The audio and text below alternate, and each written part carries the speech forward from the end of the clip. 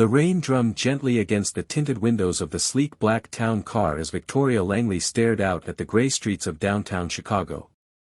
It was nearly dusk, and the city buzzed with the energy of lives she no longer related to. At 47, Victoria was the CEO of Langley Tech, one of the most powerful women in Silicon Valley, and widely regarded as a genius innovator. She'd built an empire from nothing, at least, that's what the magazines always said. But nothing was a misnomer. Her father was a mid-level banker, her mother a piano teacher. They weren't rich, but they believed in her. They'd scraped together enough for her early tech camps and college prep. Now, 25 years later, she sat at the top of the world, surrounded by boardrooms, algorithms, and stock tickers. But tonight, something felt hollow.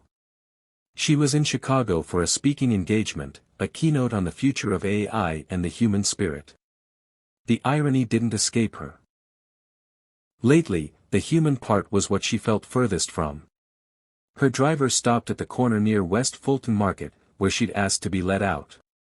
She needed air, something real. She pulled the hood of her raincoat over her short-cropped hair and started walking. She had no destination in mind, just this vague ache she couldn't shake. A few blocks in, she spotted a small diner tucked between an upscale tapas bar and a designer pet boutique, Eli's Place. The fluorescent sign flickered slightly, casting a soft blue glow on the sidewalk. Something about its worn charm tugged at her. On impulse, she pushed the door open. The bell above jingled. Inside, the place was modest, linoleum floors, red vinyl booths, and an old jukebox humming gently in the corner. A single waiter moved from table to table with the kind of quiet urgency only those who've worked 12-hour shifts possess. His apron was stained, his hands rough, and he looked far too young to carry that kind of exhaustion in his eyes. Victoria took a seat in the corner, unnoticed. She didn't want to be seen, just to observe, to breathe. Then she saw them. The waiter had stopped at a booth near the window where a young boy, perhaps 6 or 7, sat quietly. His eyes were closed, and his hands gently felt the surface of the table. Blind. The waiter crouched in front of him, unwrapping a sandwich with careful fingers. "Here, Ben," the man said softly. "Turkey and cheese, no mustard, just like you like. You can eat while I finish the shift, okay, buddy?" The boy nodded and smiled. "Thanks, Daddy." Victoria felt something tighten in her throat. The man kissed the boy's forehead and returned to his work. Over the next 20 minutes, she watched as he juggled his duties, serving grumpy customers, clearing tables, refilling coffee cups, all while casting glances back to his son, who sat eating patiently, quietly, smiling every time his father looked over. When the rush cleared, the man returned to the booth with a bowl of soup. He broke a piece of bread in half and placed it gently in the boy's hand. "I'll have the rest when we get home," he said with a wink. That was the moment. The world seemed to slow. Victoria realized, the man hadn't eaten all day. His cheeks were hollow, his steps tired. Yet he gave the little he had to someone he loved more than himself. No one was watching, no one applauded. It was not charity for the sake of image.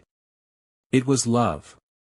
Quiet, invisible, selfless love, the kind the world didn't write headlines about. She sat frozen, her untouched cup of coffee growing cold.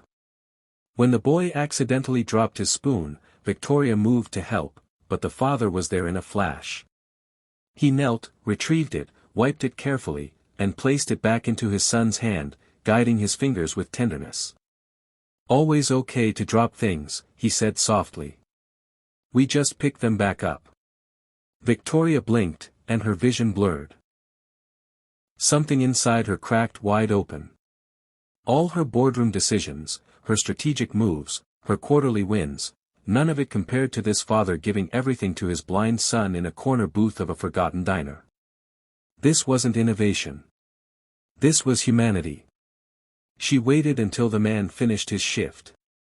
As he helped his son into a second-hand coat and guided him carefully toward the door, Victoria stood and followed. Excuse me, she called gently. The man turned, startled. Up close, he looked even younger, maybe early 30s, but worn. Life had clearly come at him fast.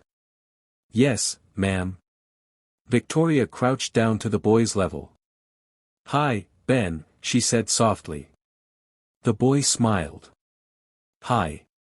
She turned to the father. I saw you in there. You probably didn't notice me, but I saw everything. And I want to say thank you. He looked confused. For what? For reminding me what it means to be human. There was an awkward silence. The father nodded politely. I just do what any dad would. No, she said gently. You do more than most. She took a business card from her pocket and handed it to him. My name is Victoria Langley. I run a tech firm, Langley Tech. The man blinked, recognition dawning. Wait, you're the Victoria Langley? She smiled. Yeah, I guess so.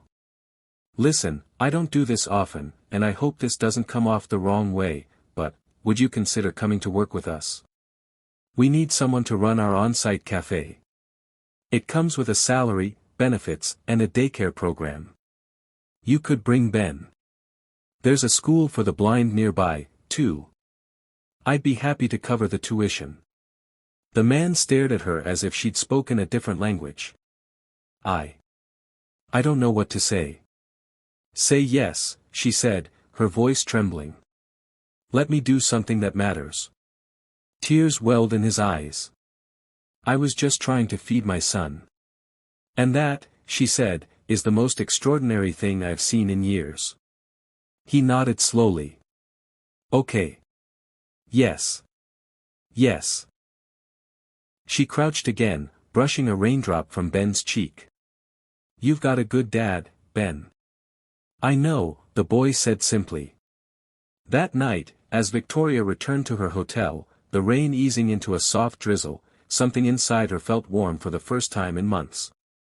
Not because she'd made a generous offer, but because she'd been reminded that the truest power lies not in wealth or fame or technology, but in the quiet, daily acts of love that ask for nothing in return.